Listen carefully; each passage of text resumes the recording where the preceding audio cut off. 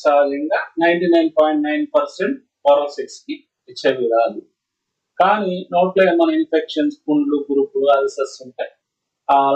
వచ్చే ఛాన్స్ కొంత ఉంటుంది కాబట్టి ఓరల్ సెక్స్ అవాయిడ్ చేయడం మంచిది.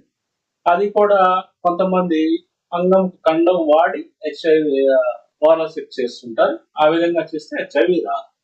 అదేవిధంగా స్పెరం మింగితే హెచ్ఐవి వస్తుంది అంటారు.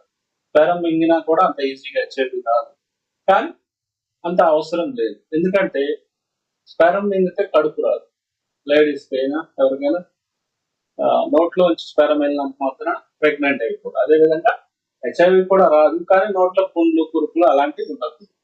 ఎందుకంటే ఒకవేళ ఆ స్పెరంలో వైరస్ ఉంటే నోటి ద్వారా ఇక్కడ బ్లడ్ ఎక్స్పోజర్ ఉంటే అందులోకి చేరిపోయి హెచ్ఐవి వచ్చే అవకాశం ఉంటుంది.